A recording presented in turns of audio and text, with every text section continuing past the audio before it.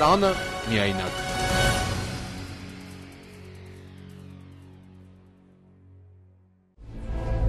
Գուցե նորածինը չմահանար, եթե նրանք լինեին քաղաքում։ Գուցե չմահանար, եթե բժիշկները հավատարիմ լինեին իրենց երդմանը։ Գուցե Լուսինեի ու Արմանի կյանքը այլ կերպ դասավորվեր, եթե Լուսինեն նորմալ ծննդաբեր էր։ Եթե դրինի նենց մեքենան տարան, արդեն երեխան մահացել էր։ Ներքին բազմապերտ գյուղից Լուսինեի եւ Արմանի ընտանեկան դժբախտությունը բացառիկ է, բայց եւ մեկը հազարներից։ Հայաստանում ամեն օր մահանում է մինչև 5 տարեկան 1 երեխա։ Սա պաշտոնական տվյալ է։ Իսկ ոչ պաշտոնապես այդ ցուցանիշը առնվազն 2 անգամ ավելի է։ Երեխաների 43%-ը մահանում են այսպես կոչված շուրջ ծննդյան պատճառներով։ Մինչև 1 տարեկան երեխաների մոտ 70%-ը մահանում են կյանքի առաջին ամսվա ընթացքում։ Երեխաները մահանում են հիմնականում այնպիսի հիվանդություններից, որոնք հնարավոր է կանխարգելել։ Նորմալ չի, որ ոչ մի երեխա չպետք է մահանա, նորմալ չի։ Մանկական առողջապահության ոլորտում այսօր ամենամեծ բացը երիտասարդ կադրեր չունենալն է։ Հայաստանում ըստ Հայաստանի Հանրապետության առողջապահության նախարարության մանկաբույժների ավելի քան 80%-ը 40-ից 60 տարեկան է եւ միայն 13%-ն է մինչեւ 40 տարեկան։ Մարդկային ռեսուրսների առումով, կադրային ռեսուրսների առումով խնդիրներ ունենք, հատկապես ինչպես դուք նշեցիք, մարզային եւ Երևան քաղաքի բաշխվածության անհամամասնության առումով։ Այո, մենք ունենք կադրային ոչ միայն մանկաբույժների, մանկաբարձ գինեկոլոգների, այլ նեղ մասնագետների պակաս եւ այս առումով անելիքներ իհարկե շատ են։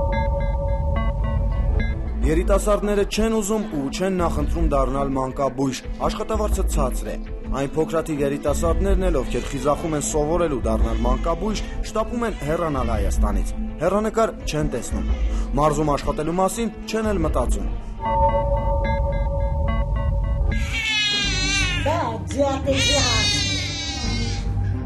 Ամասիայում աշխատող ու շրջակա 20 գյուղերին սպասարկող բժշկուհին միակն է ու անփոխարինելին։ Տիկին Եվան շուտով կդառնա 86 տարեկան։ 10 տարուց ավելի սպասում է փոխարինողին։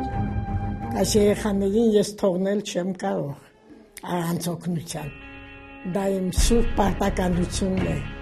63 տարի է նա հոգ է տանում երեխաներին, նրա շնորհիվ ու նրա օգնությամբ հազարավոր երեխաներ են ոտքի կանգնել։ Երեխաներ սիրող ու երեխաներին ամեն ինչից վեր դասող բժշկուհին սակայն չունի իր երեխաները։ Անձնական կյանքը չստացվեց, մասամբ մասնագիտական զբաղվածության, մասամբ հիասթափության, մասամբ էլ պարզապես ժամանակ չունենալու պատճառով նա չամուսնացավ։ Դա իմ կյանքի ամենամեծ սխալն է,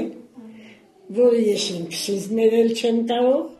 Բժշկուհի Եվան ծնվել է 20-րդ դարի առաջին կեսում Բաքվում ու սովորել տեղի համալսարանում, հետո աշխատել Նախիջևանում։ 88-ին եկավ Հայաստան։ Գյումրիում աշխատանք էին առաջարկում, բայց ապրելու տեղ էր պետք։ Ամասիայում գտավ եւ աշխատանք, եւ բնակարան։ Այդ օրից մինչեւ հիմա աշխատում է վատ պայմաններում, ցածր աշխատավարձով։ Երեխաներն էլ այստեղ ավելի հաճախ են հիվանդանում, քան Հայաստանի որևէ այլ մարզում։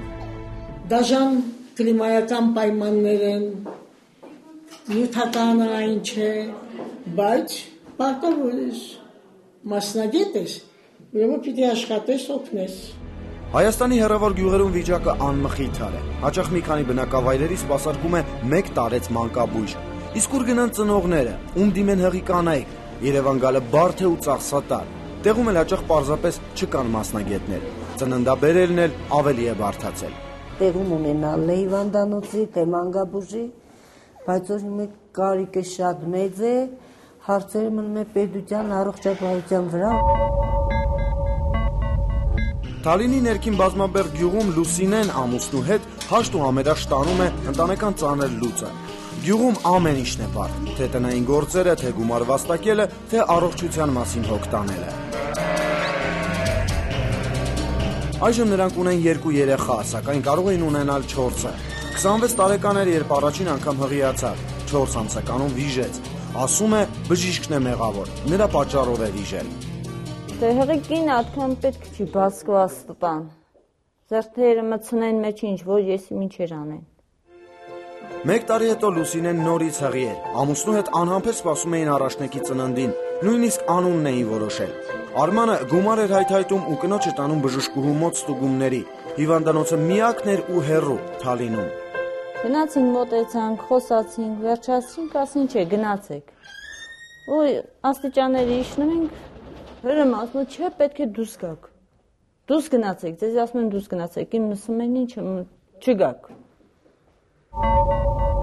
Տարա պատարեք, ստեղ մի բայք էլ, մի ամիս ու կես ասեց կան։ Հաջորդ օրը կինն ազատվա միջև ասիկն երեխան մահաց։ Ամուսինները պնդում են, որ բժշկուհին է մեղավոր եղել, որ հենց նրա պատճառով է մահացել նորածինը։ Ուսամիակ դեպքը չէ, երբ երեխայի մահվան մեջ մեղադրում են բժշկին։ Ասում են, որ դեպքից հետո տեսել են նրան ու խոսել, ներողություն է խնդրել ու գլխիկոր հեռացել։ Այո, բժիշկը շատ մեղավոր էր։ Եթե ինքը ինձ այդ ժամանակ ինքը օգնություն ցուցաբերեր,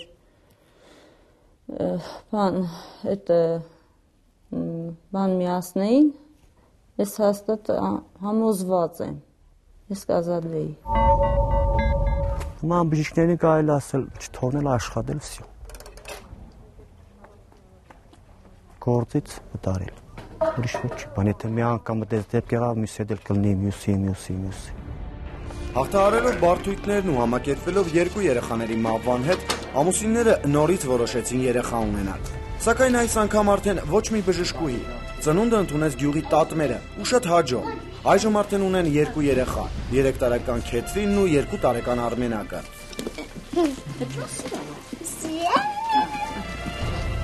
Չնայած մամուլում հայտնված մի քանի արտառոս դեպքերի մոր ու մանկան առողջության պահպանման բաժնի պետը համարում է, որ Հայաստանում մանկական մահացության ցուցանիշը նորմալ է։ Մանկական մահացության ցուցանիշը Հայաստանի Հանրապետության հասարակական հնչեղության աղմկոտ, վտանգավոր, անհանգստացնող խնդիր չէ, որովհետև ինքը գնալով նվազում է, եւ այս նվազելու տեմպերը պահպանվում են վերջին 10 տարիների ընթացքում։ 26-ամյա Իրինան այն եզակի երիտասարդներից է, որը գիտակցաբար ընտրել է մանկաբույժի մասնագիտությունը։ Տարեց գոլեգաները ուրախանում են եւ տեսնում են նրան։ Վերջապես երիտասարդ բժշկուհի է հայտնվել, հաճախ հերթապահում է, իսկ հերթապահող մանկաբույժի հաճախ չես հանդիպի։ Չնայած ցածր աշխատավարձին եւ անորոշ կարիերային, Իրինան իր գործի նվիրյալն է։ Այդ պատճառով նույնիսկ բաժանվել է սիրելիից։ Պետք է ուշադրություն չդարձնես, ինչքան գումար ես ստանում, աշխատավարձ ես ստանում, այսինքն պետք է նորմալ բուժ օգնություն ցույց տալ, հաշվի չառնելով քեզ գումար կտան կամ չեն տա կամ ինչքան աշխատավարձ կտան։ Հայաստանում 0-ից 7 տարեկան երեխաների համար հիվանդանոցային բուժծառայությունները պետք է անվճար լինեն, օրենքն է պահանջում։ Սակայն անկախ օրենքից ու քաղաքացու սոցիալական վիճակից տարբեր հիվանդանոցներում տարբեր չափի գումարներ են պահանջում երեխային մատուցած բուժծառայությունների համար։ Ահա ինչու է առողջապահության նախարարությունը World Vision-ի եւ UNICEF-ի հետ ներդրել երեխայի առողջության պետական հավաստագրերի համակարգը։ Ծրագրի մեջ կա շատ կարևոր մի բաղադրիչ, դա սոցիալական արդարությունն է, որպեսզի տարբերություն չլինի ապահով, անապահով խավերի միջև, հատկապես երեխաների առողջության հետ կապված։ Ծրագրի նպատակը նաև ստվերից ազատվելն ու մանկական հիվանդանոցային բուժծառայությունների որակը բարելավելն է։ Եթե երեխան նոր է ծնվել, նրա հավաստագիրը կտրամադրվի ծննդատանը։ Եթե արդեն հաշվառված է պոլիկլինիկայում, կստանա այնտեղ։ Մարզերի երեխաները կարող են անվճար բուժօգնություն ստանալ նաև մայրաքաղաքում։ Հավաստագիրը միշտ կլինի մոտ, եւ երբ երեխան հայտնվի հիվանդանոցում, մայրը ոչ թե դրամապանակը պետք է վերցնի, այլ այդ հավաստագիրը։ Ունենք խնդիրներ, բայց որ առաջ է գնացել հստակ քայլերով եւ ազգաբնակչության կողմից մենք դրական արձագանքներ ունենք, դա արդեն փաստ է։